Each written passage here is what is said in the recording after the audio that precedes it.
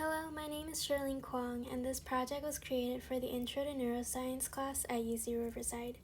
In this project, I will be explaining the mechanisms of agonists and antagonists, as well as explaining how caffeine works in more detail.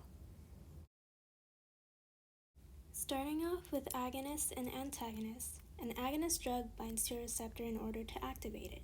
Taking away the agonist can result in deactivation of the receptor or keep the receptor activated permanently. An antagonist, on the other hand, binds to a receptor to prevent the receptor from activating or deactivates it.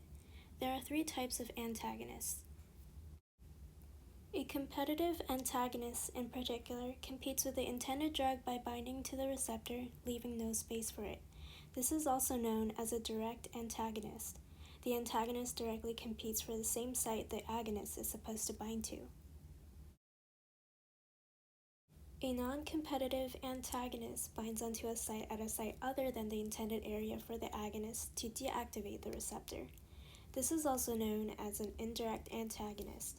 This is because it indirectly competes with the agonist for deactivation.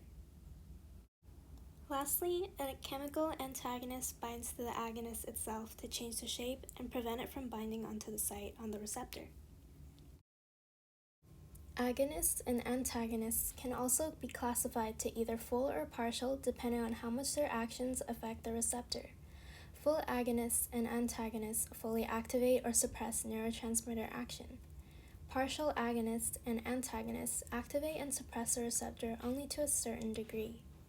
This means that there may still be some effects of the original transmitter or agonist even when there is an antagonist. Moving on to the second part, we are going to explain the drug caffeine in more detail. Caffeine is a very commonly consumed drug, for example, from drinking coffee, energy drinks, or tea. Many people use caffeine to stay alert and productive throughout the day.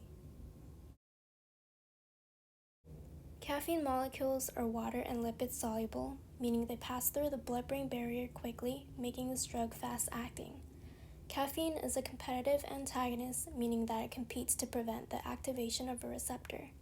In this case, caffeine competes with adenosine at several receptors. When caffeine binds to adenosine receptors, it fully inhibits the effects of adenosine. Adenosine is responsible for maintaining sleep and arousal. When caffeine takes its place, you feel more energized and excited. This is why many people drink caffeine at the beginning of the day. To wrap up, we learned that agonists binds to and activates receptors, while antagonists deactivates receptors. Full or partial agonists or antagonists determine the degree of activation or suppression. Caffeine in particular is a direct antagonist drug and inhibits the effects of adenosine to make you feel more awake. This concludes my video. Thanks for watching.